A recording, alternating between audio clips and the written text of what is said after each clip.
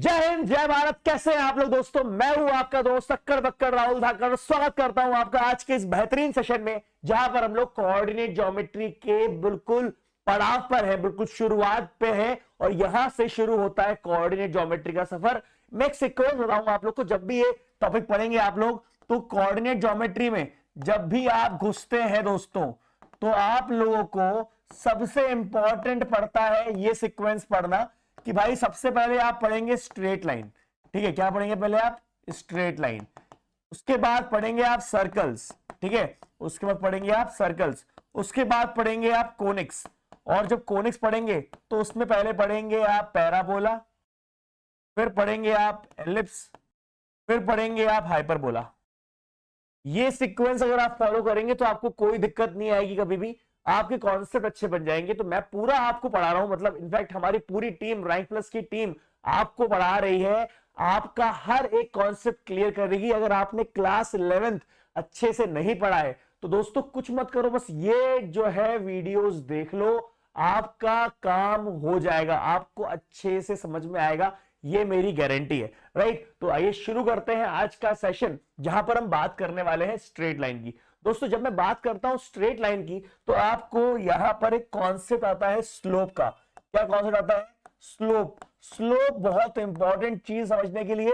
इसकी पहले मैं अच्छे से डेफिनेशन लिखूंगा, क्योंकि अभी मैथ्स है ना, तो हम लोग क्या करते हैं, ज्यादातर डेफिनेशन वाला पार्ट जो है, थ्योरी वाला पार्ट स्किप कर देते हैं, लेकिन ऐसा करना नहीं है। यहां पर मैं डेफिनेशन लिखूंगा, it is positive angle with respect to x axis. It is a positive angle with respect to x axis. मतलब क्या मतलब हुआ? दो पार्ट है यहाँ पे, दो की पॉइंट है कि पॉजिटिव एंगल है और x एक्सिस के साथ है। इसका मतलब क्या है कि जब हम एंगल मेजर करते हैं तो whenever you measure angle anti clockwise we count it as positive angle, लेकिन जैसे ही हम लोग एंगल मेजर करते हैं क्लॉकवाइज डायरेक्शन में तो we count it as negative angle. अब यहां पर हम बात करते हैं कि यार एक लाइन थी, ठीक है, एक लाइन थी जो हमने बनाई यहां पे, और वो लाइन जो है इसके साथ एंगल काट रही है। एंगल ये लाइन है, ये एक्स एक्सिस के साथ भी एंगल काट रही है कुछ, और वाई एक्सिस के साथ भी एंगल काट रही है कुछ। तो ये रहा आपका एक एंगल 1, ये रहा एक एंगल 2, ये रहा एक एंगल 3, ये रहा एक एंगल 4, ये रहा एंगल 5, ये रहा एंगल 6, ये रहा एंगल 7, ये रहा एंगल 8। तो आपको कितने एंगल काटते हुए यहां पर दिख रही है एक लाइन एक्सिस के साथ? एक्सिस मतलब ए एक्स ई एस, एक्सिस के साथ, एक्स एक्सिस और वाई एक्सिस के साथ कितने एंगल काटते हुए दिख रही है? आपने कहा टोटल 8 एंगल। तो इन 8 एंगल को क्या हम स्लोप बोलेंगे? नहीं। Out of these 8 angles, one angle is considered to be slope.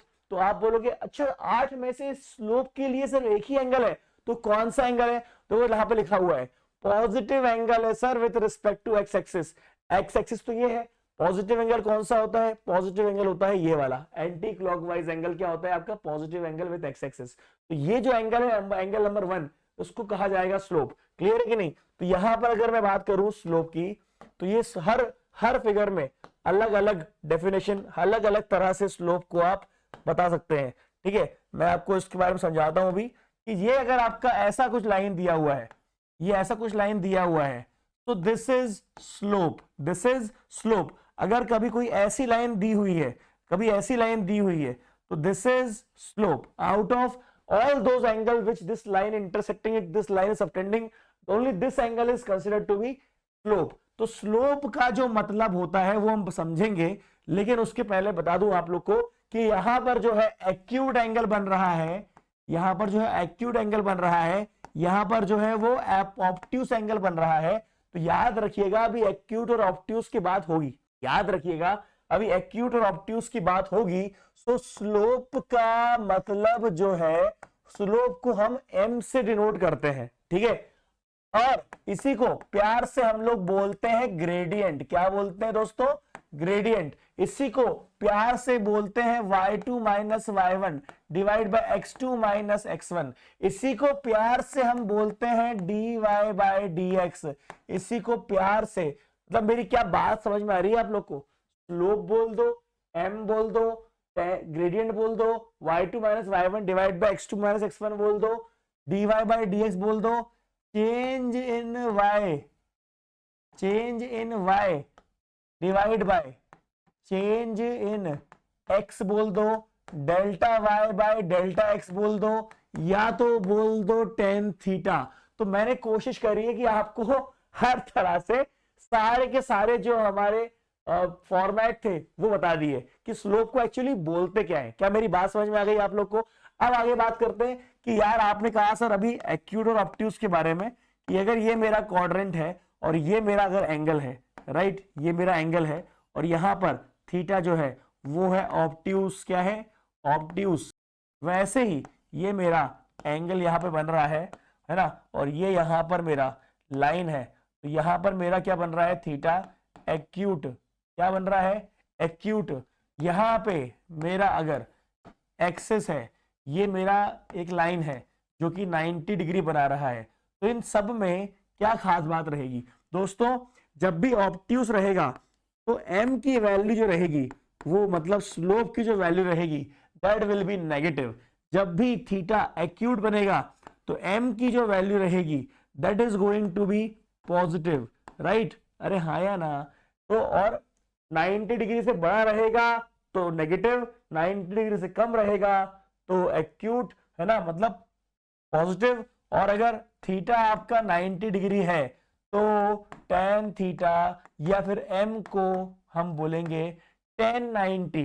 tan 90 क्या होता है भाई, tan 90 क्या होता है, tan 90 इनफाइनाइट, उसको हम 1/0 से डिनोट करेंगे। क्या करेंगे, 1/0 से डिनोट करेंगे। क्या मेरी बात समझ में आ रही है? कभी कभी ऐसा हो सकता है कि आपके पास एक ऐसी क्वाड्रेंट बनी हो और उस क्वाड्रेंट में आपने कहा कि भाई यहां पर तो ये ऐसा है, मतलब tan थीटा tan 0 बन गया है। कितना बन गया है, tan 0। तो आपका स्लोप क्या रहेगा, आपका स्लोप रहेगा 0। क्या मेरी बात समझ में आ रही है? ये मैंने पूरा का पूरा एक ही स्लाइड में पूरा का पूरा स्लोप का कॉन्सेप्ट सामने कर दिया है। थीटा आपका एक्यूट रहेगा तो स्लोप इसका पॉजिटिव, थीटा आपका ऑब्ट्यूस रहेगा तो स्लोप आपका नेगेटिव। क्लियर है? तो इस तरह से आपने पूरा का पूरा स्लोप वाला पार्ट कर लिया है। एक बार थम्स अप मार दीजिए, एक बार ये कॉन्सेप्ट अच्छा लिख तो रहे ना रजिस्टर में, हर एक चीज लिखिए रजिस्टर में ताकि आपको क्लैरिटी रहे। हर चीज यहां पर मैं आपके लिए सामने रख दूंगा, ये पूरी तरह से मेरी गारंटी है कि आपको पूरी तरह समझ में आने वाला है। ओके, थोड़ा सा आगे बढ़ते हैं दोस्तों।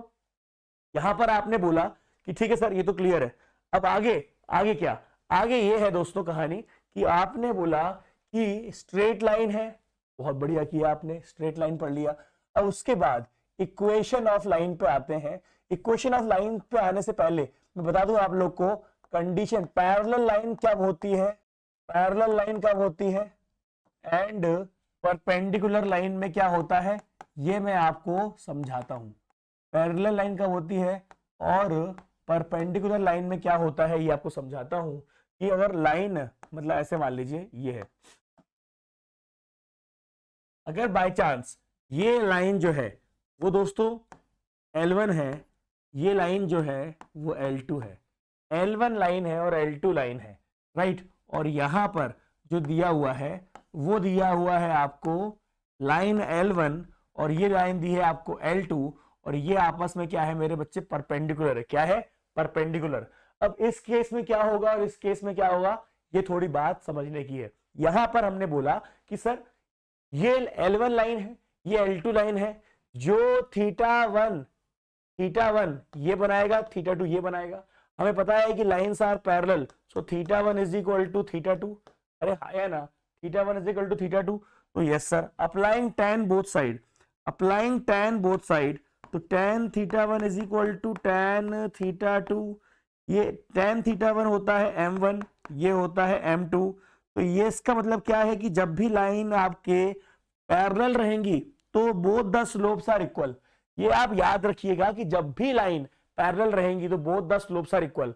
अब यहां पे देख लेते हैं, यहां पे ये थीटा 1 बना रहा है, राइट, यहां पर ये थीटा 2 बना रहा है।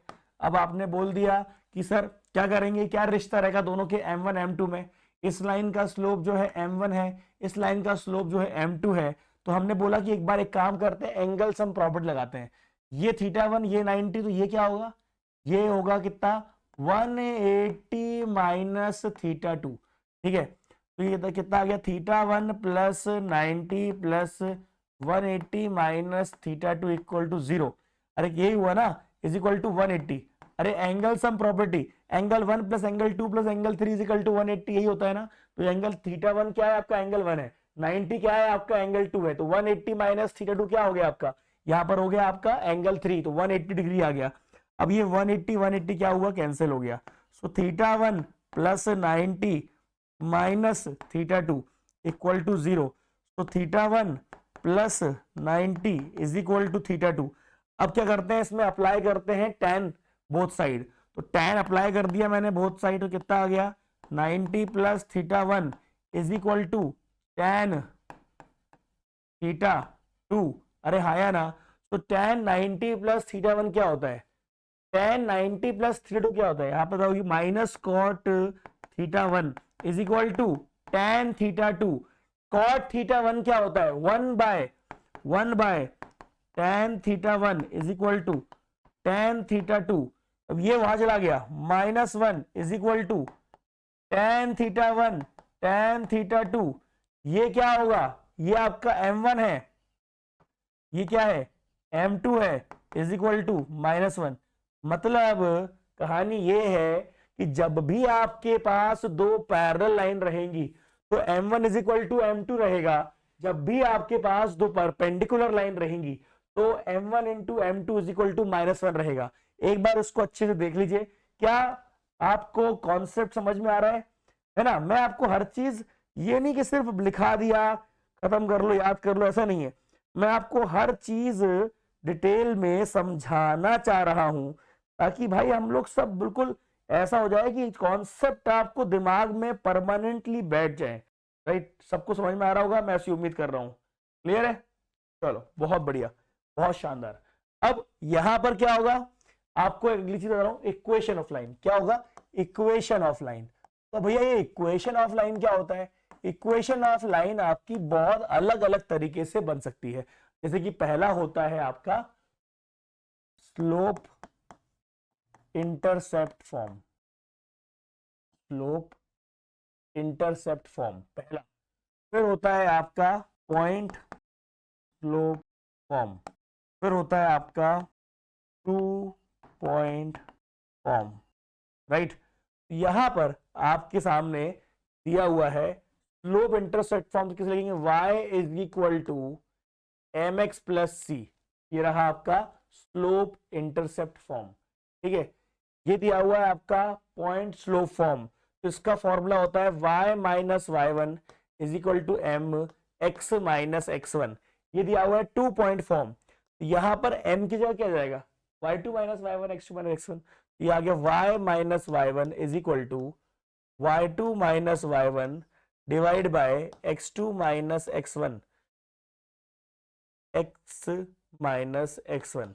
ये आपका बन गया स्लोप इंटरसेप्ट फॉर्म, ये बन गया आपका पॉइंट स्लोप फॉर्म, ये बन गया आपका 2 पॉइंट फॉर्म। मतलब ये बोल रहा है कि अगर, ध्यान सुनना मेरी बात, क्या बोलना चाह रहा है ये बोल रहा है कि अगर आपके पास क्वाड्रेंट दिया हुआ है, चलो इसमें भी बना लेते हैं पहले क्वाड्रेंट, है ना, इसमें ही बना लेते हैं क्वाड्रेंट, है ना। तो अब यहां पर ये बोल रहा है कि अगर कोई लाइन गई है ऐसी, है ना, इसका स्लोप जो है वो m है और ये c जो है ना ये y इंटरसेप्ट है, ये c वो y के साथ c इंटरसेप्ट काट रही है, तो y is equal to mx plus C इसका आंसर रहेगा। वैसे ही अगर ये यहां पर एक पॉइंट दिया हुआ है x1 y1 और वो ऐसी लाइन जा रही है इससे पास होके और इसका स्लोप m है, तो अगर m दिया हुआ है मतलब इस लाइन का स्लोप दिया हुआ है और एक पॉइंट दिया हुआ है पास होने के लिए, तो आप इसको ऐसे बनाएंगे। क्लियर है, y minus y1 m x1 x1। लेकिन अगर बाय चांस दो पॉइंट दिए हुए हैं, दो पॉइंट, है ना, ये है आपका x1 y1, ये है आपका x2 y2, तो दो पॉइंट से अगर पास हो रही है तो तो यहां रहेगी उसकी इक्वेशन इस तरह से। क्या मेरी बात समझ में आ रही है? क्या बात क्लियर है? अरे भैया बात क्लियर है कि नहीं? थम्स अप मार दो एक बार फटाफट। क्लियर है ना? वैसे ही आपको एक फॉर्म होता है इंटरसेप्ट फॉर्म। क्या होता है दोस्तों? सिर्फ होता है इंटरसेप्ट फॉर्म। इंटरसेप्ट फॉर्म में एक काम करता हूं, मैं आपको बताता हूं होता क्या है, ताकि आपको क्लैरिटी बनी रहे। मैंने बोला आपसे अगर कि भैया ये है मेरे एक्सिस, राइट, यहां पे ये लाइन क्रॉस हो रही है, ये एक्स एक्सिस पे ए इंटरसेप्ट मार रहा है, वाई एक्सिस पे बी इंटरसेप्ट मार रहा है, तो इस लाइन की इक्वेशन क्या होगी? मैंने बोला भाई बहुत आसान चीज है, अगर ये एक्स एक्सिस पे ए इंटरसेप्ट मार रहा है तो इसका कोऑर्डिनेट रहेगा a, 0। अगर ये y एक्सिस पे b इंटरसेप्ट मार रहा है तो इसका कोऑर्डिनेट रहेगा 0, b। क्या मेरी बात समझ में आ रही है? अब यहां पे आप बताओ, इसमें इन तीनों फॉर्म में से कौन सा फॉर्म लगने वाला है इक्वेशन ऑफ लाइन निकालने के लिए? बोलो भाई, कौन सा फॉर्म लगने वाला है इक्वेशन ऑफ लाइन निकालने के लिए? तो आपने कहा सर बहुत सिंपल सी चीज है, यहां पर लगने वाला है 2 पॉइंट फॉर्म, क्योंकि 2 कोऑर्डिनेट दिए हुए हैं, राइट। तो हम चलो शुरू करते हैं। ये हमारा क्या बन गया? ये बन गया हमारा x1 y1, ये बन गया हमारा x2 y2, ठीक है। ये है हमारा 2 पॉइंट फॉर्म। क्लियर है? ये है हमारा 2 पॉइंट फॉर्म। तो y minus y1 is equal to y2 minus y1, x2 minus x1, x minus x1, ठीक है। कितना आ गया? y minus B is equal to minus B by A, और ये आ गया आपका x, ठीक है। यहां पे कितना आ गया? A Y minus A B is equal to minus B X. कितना आ गया? A Y plus B X is equal to A B, A Y divide by A B, B X divide by A B equal to 1। यहां पर आ गया y by B plus X by A equal to 1। तो यही तो हमारी equation होती है, x by A plus Y bye B equal to 1। ये बहुत इंपॉर्टेंट हमारे 4 फॉर्म है जो हमें बार बार काम आने वाले हैं। एक बार इनको अच्छे से देख लीजिए और लेट मी नो अगर ये क्लियर हो गए हो आपको अच्छे से। तो बहुत इंपॉर्टेंट है मेरे भाई, बहुत ज्यादा इंपॉर्टेंट है ये, है ना। मैं उम्मीद करता हूं कि आप सभी को ये जो है चीजें क्लियर चल रही होंगी, है ना। I hope it is clear to everyone. Yes, एक बार थम्स अप भी मार दीजिए अगर क्लियर चल रहा है तो। फटाफट थम्स अप मार दीजिए दोस्तों, जल्दी से, बी क्विक। अब बात करते हैं थोड़े आगे की, जहां पर हम लोग बताने वाले हैं आपको कि भाई किस तरह से हम लोग ब्रेक करते हैं किसी भी चीज को, राइट। अगर आपके पास दिया हुआ है कि sir a line passing through -1, 2 and is parallel to 3x minus 5y is equal to 2. 3x minus 5y is equal to 2. Yes or no? 3x minus 5y is equal to 2. और एक दिया हुआ है a line passing through point of intersection of, आपके पास 2 case दिए हुए यहां पे, राइट। आपको दोनों केस में आंसर निकालना है। तो आपने कहा बहुत सिंपल है भाई, ये तो बहुत सिंपल है। A line passing through -1, 2 and is parallel to, तो आपने कहा ये तो ये वाला केस है कि जहां पर एक पॉइंट दे दिया हो आपको -1, 2 और ये जो लाइन है आपको निकालनी है, और ये बोल रहा है वो कि ये लाइन जो है जिसकी इक्वेशन चाहिए वो पैरेलल है आपके 3x minus 5y is equal to 2 पे। तो अगर ये इसके पैरेलल है तो क्या रिश्ता लेके आई है बताओ? अगर ये लाइन इसके पैरेलल है, ये लाइन अगर इसके पैरेलल है तो क्या रिश्ता लेके आई है? आप मुझे बताओ, कमेंट करके बताओ, है ना। वैसे ही ये एक सवाल है आपके पास, ये एक सवाल है, इसमें एक लाइन है आपकी जिसका नाम है x plus y is equal to 5। एक लाइन है आपकी जिसका नाम है x minus y is equal to 3। इन दोनों के पॉइंट ऑफ इंटरसेक्शन से गुजर रही है मेरी लाइन ये वाली, और इसका स्लोप जो है वो दिया हुआ है -2। क्या दिया हुआ मेरे भाई? -2। क्या मेरी बात क्लियर है? क्या मेरी बात क्लियर है? राइट। तो आप आराम से देख के बताइएगा कि कैसे निकालनी है ये ब्लू बॉय लाइन की इक्वेशन। मैं भी यहां निकालता हूं आपके लिए लाइन की इक्वेशन। वो लाइन की इक्वेशन जो है यहां पर बहुत आसान है। पहली बात, अगर इसके पैरेलल है तो इसमें खास बात यह है कि इसी का स्लोप इसका स्लोप है, दोनों का स्लोप बराबर है। अगर लाइन पैरेलल है इसका मतलब है कि इसका स्लोप इसका स्लोप, मतलब दोनों का स्लोप इक्वल है। तो पहले हम निकालते हैं, कैसे निकालते हैं slope? Slope of 3x minus 5y is equal to 2। तो इसको पहले स्लोप निकालने के लिए y is equal to M X plus C के फॉर्म में लेना पड़ेगा। क्या होता है स्लोप फॉर्म? क्या होता है स्लोप फॉर्म? क्या होता है किसी भी लाइन का? y is equal to M X plus C. तो इस लाइन को पहले y is equal to M X plus C के फॉर्म में सजाना पड़ेगा, और बड़े आराम से एम एक्स मतलब x का कोएफिशिएंट जो है वो निकाल लेंगे, और वो हमारा स्लोप रहेगा। यहां पर क्या हुआ जरा देखिए, 5y is equal to 3x minus 2।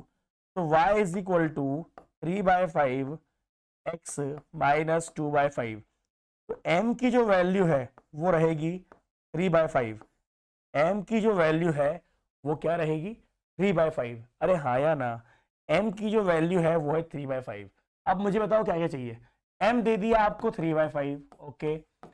Slope दे दिया आपको कितना? 3/5, ओके। और पॉइंट क्या दे दिया? -1,2। मुझे बताओ जरा फटाफट, कौन सा रूल लगेगा, कौन सा फॉर्म लगेगा इक्वेशन ऑफ लाइन निकालने में? पॉइंट दिया है, स्लोप दिया है। सर नाम से समझ में आ रहा है, नाम से समझ में आ रहा है, आपने पूरा बताया तो है कि जब आपको स्लोप और इंटरसेप्ट देता है तो लगाते हैं स्लोप इंटरसेप्ट फॉर्म। जब आपको एक पॉइंट मिल जाता है और एक स्लोप मिलता है लगाते हैं पॉइंट स्लोप फॉर्म। जब आपको स्लोप नहीं मिलता और 2 पॉइंट मिल जाते हैं तो लगाते हैं 2 पॉइंट फॉर्म। और आपको जब 2 ही इंटरसेप्ट मिलते हैं, स्लोप नहीं मिलता, पॉइंट नहीं मिलता, तो इंटरसेप्ट फॉर्म लगा देते हैं। क्लियर है? तो बस यहां पर भी कुछ इस तरह से ही है। यहां पर हमने लगा दिया point slope form, y minus y1 m x minus x1, ये आ गया 5y 5 to the 10 3x plus 3, right. 3x minus 5y plus 3 plus 10, right. 3x minus 5y plus 13 equal to 0। This is my final equation. I hope मेरे दोस्तों आपको ये पूरी चीजें समझ में आ रही होगी, राइट। एक बार फटाफट थम्स अप मार दीजिए अगर आपको इसकी क्लैरिटी आ गई है तो, राइट। बहुत इजी लैंग्वेज में मुझे लगता है कि मैं समझा रहा हूं, है ना। आपको भी उसी तरह समझना है, मेहनत करनी है, खुद से रजिस्टर भरना है, तो आपको भी समझ में आएगा। अब ये बोल रहा है कि दोनों का पॉइंट ऑफ इंटरसेक्शन से निकल रही है, इसका मतलब by substitution, elimination, cross multiplication, कैसे भी करके मुझे 2 साइमल्टेनियस इक्वेशन सॉल्व करनी है। तो x plus y is equal to 5 है, x minus y is equal to 3 है। ये आ गया आपको कितना? 2x is equal to 8, x is equal to 4। कितना आ गया? x is equal to 4। ये कितना आ गया? x is equal to 4, right. y is equal to कितना आ गया? 1। कितना आ गया? 1। That's it. क्लियर है? 1,4। अब ये आ गया आपका पॉइंट ऑफ इंटरसेक्शन 1,4। फिर से कहानी वही आ गई, पॉइंट दिया हुआ है, स्लोप दिया हुआ है। y minus y1 is equal to m x minus x1। y minus 4 is equal to minus 2x plus 2। तो 2x plus y minus 4 minus 2 equal to 0। 2x plus y minus 6 equal to 0। अरे हाँ या ना? Clear है कि नहीं?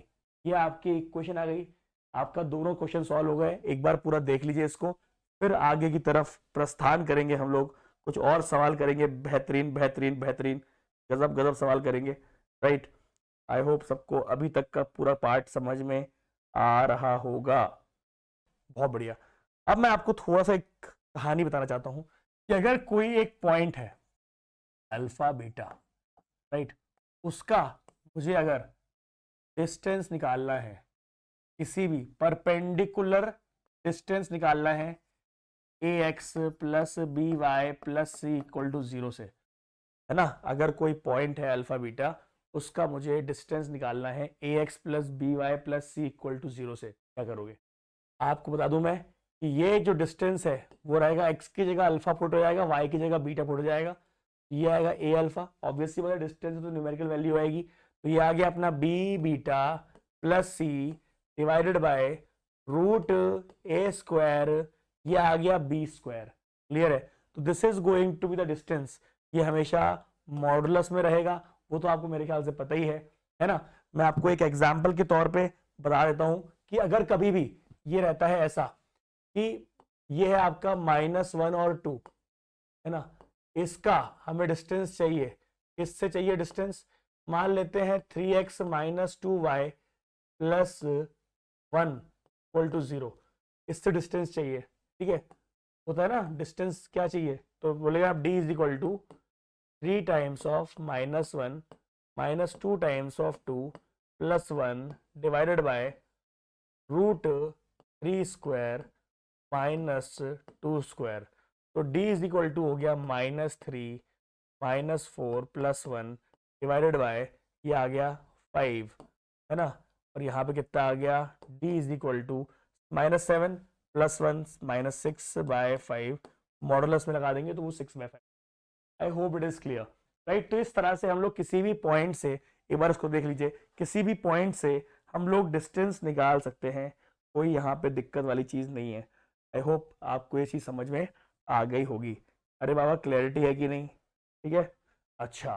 कभी कभी होता है कि आपको, ये तो क्या था, यह टॉपिक तो ये था कि भाई distance between a point and line, distance between a point and line. ठीक, अब कहानी शुरू करते हैं अगली, वो ये है एंगल बिटवीन टू लाइंस। अब ये एंगल कैसे निकालते हैं? ये आपका क्वाड्रेंट है, ठीक है, राइट, ये आपका क्वाड्रेंट है ना। आपको कभी भी ये दो लाइन दी हुई हैं, कभी ना कभी टकराएंगी। ये अगर आपके पास लाइन है L1, ये लाइन है आपके पास L2, ये कहीं ना कहीं टकरा के आपके पास एक एंगल बनाएंगी।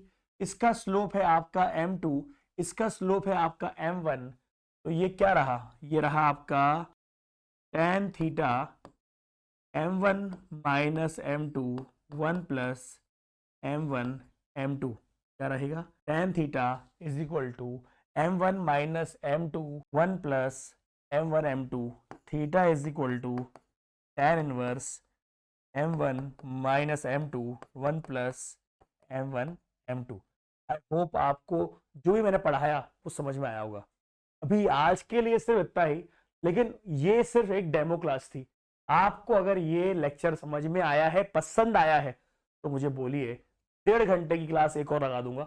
उस 1.5 घंटे में स्ट्रेट लाइन के सारे सवाल जो है क्लास 11th के वो उछाल दूंगा, राइट। तो आज के लिए इतना ही, मिलते हैं अगले वीडियो में, तब तक के लिए जय हिंद जय Bharat. Please share the video if you पसंद कर रहे हो तो, कोई सजेशन है तो कमेंट बॉक्स में जरूर लिखना। बाय दोस्तों।